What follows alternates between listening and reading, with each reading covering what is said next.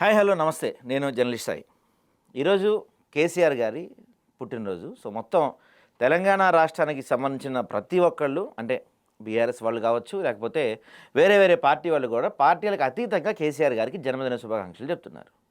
So ఇక్కడ కవిత గారు కూడా జన్మదిన శుభాకాంక్షలు చెప్పారు. ఏమని చెప్పారంటే ఒక ట్వీట్ చేశారండి. ఒకసారి ఆ ట్వీట్ చూస్తే మనం గనక, ఉద్యమ నాయకులు, గౌరవ పెద్దలు శ్రీ కల్వకుంట్ల చంద్రశేఖరరావు గారికి హార్దిక జన్మదిన శుభాకాంక్షలు అని ట్వీట్ చేశారు కవిత కల్వకుంట్ల గారు.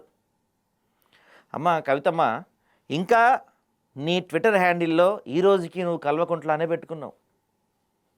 కల్వకుంట్ల అంటే నీకు పెళ్ళైపోయింది, ఇంటి పేరు మారినా కూడా ఈ రోజుకి నువ్వు కల్వకుంట్ల అనే పేరు పెట్టుకున్నావు. ఇప్పటికే మీరు చేసే వెన్నుపోట్లకి, మీరు చేసిన ద్రోహానికి, మీరు మిగిల్చిన కన్నీటి శోకానికి కేసీఆర్ గారి మనసు ఎంతో ఇబ్బంది పడి ఉంటుంది, ఎంతో బాధపడి ఉంటుంది.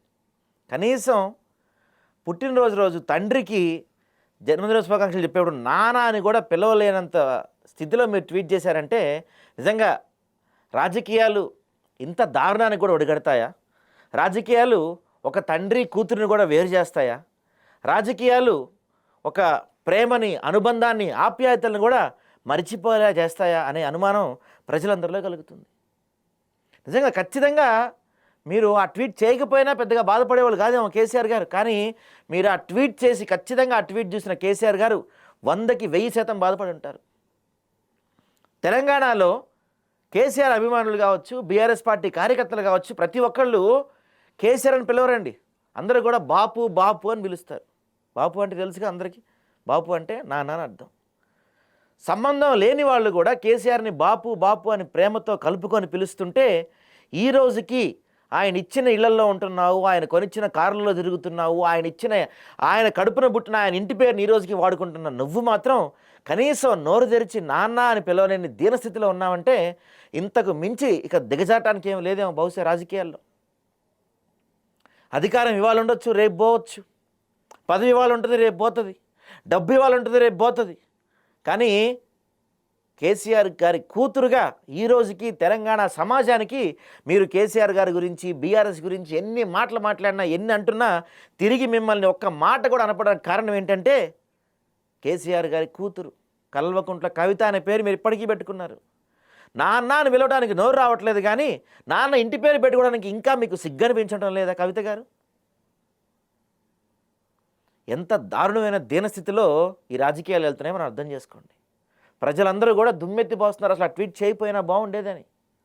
ఇంత దారుణమైన స్థితి, ఇంత దుర్మార్గమైన స్థితి, రాజకీయాల కోసం ఇంత దిగజారుతారా? కన్న తండ్రిని తండ్రి అని పిలవలేని పరిస్థితుల్లోకి దిగజారిపోయారు కవిత గారు మీరు.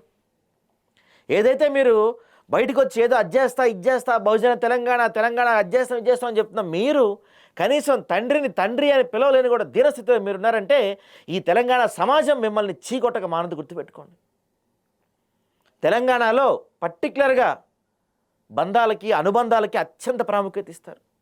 అలాంటి మీరు ఆడబిడ్డగా మిమ్మల్ని ఈ రోజుకి బీఆర్ఎస్ కార్యకర్తలు, బీఆర్ఎస్ నాయకులు అందరూ ఆడబిడ్డగా మిమ్మల్ని ఈ రోజుకి గౌరవిస్తూనే ఉన్నారు. మొన్న మీరు ఒక సభ పెట్టారు, ఆ సభలో అందరూ స్టేజ్ మీద నుంచొని కవితకు ఒక ఉద్యమం చేస్తే ఆ ఉద్యమం దాటికి కేసీఆర్ కొట్టుకుపోతానని ఎవడో ఒకటి మాట్లాడుతున్నాడు. అది మీరు చూసి నవ్వుతున్నారు. ఉద్యమాల్లో మీరు చేసే ఉద్యమాలు కేసీఆర్ కొట్టుకుపోతారా? ఏం మాట్లాడుతున్నాడు వాడు? లాగి పెట్టి కొట్టద్దు, అక్కడే మీరు మాట్లాడినండి. మీరు అక్కడ చూసి నవ్వుతున్నారు, ఎంజాయ్ చేస్తున్నారు. ఈరోజు అంతకంతకు దారుణం, అంతకు మించిన ఒక భయంకరమైన ట్వీట్ మీరు చేశారు. పెద్దలు ఉద్యమకారులు అని చెప్పి అన్నారు, కానీ నాన్న అని పిలవలేని పరిస్థితిలో మీరు దిగజారిపోయారు కవిత గారు. ఒక్కసారి మీరు ఆత్మ పరిశీలన చేసుకోండి. ఒక్కసారి మీరు అంతఃకరణ స్థితితో ఆలోచించండి. ఒక్కసారి రాజకీయ నాయకురాలుగా కాదు, తెలంగాణ జాగృతి పార్టీ అధ్యక్షురాలుగా కాదు, కేసీఆర్ కూతురుగా ఆయన మిమ్మల్ని ఎలా పెంచారు, ఆయన గుండెల మీద మిమ్మల్ని ఎలా ఎక్కించుకొని ఆడిచ్చారు.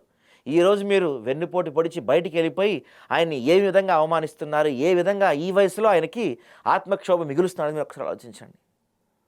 ప్రతి ఒక్క తెలంగాణ పౌరుడు, ప్రతి ఒక్కళ్ళు ముద్దుగా బాపు బాపు అని పిలుచుకునే కేసీఆర్ని సొంత కూతురైన మీరు బాపు అని పిలవలేని పరిస్థితిలో మీరున్నారంటే ఇక మీ పరిస్థితి మీరే అర్థం చేసుకోండి.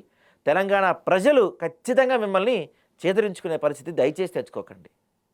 రాజకీయాలు ఎన్నన్నా ఉండొచ్చు, ఏమన్నా ఉండొచ్చు, కానీ తండ్రి ప్రేమను ఆప్యాయతను దాటి అంతకు మించి పదవి మీకు ఏది ఉండదమ్మా. ఆలోచించుకోండి కవిత గారు.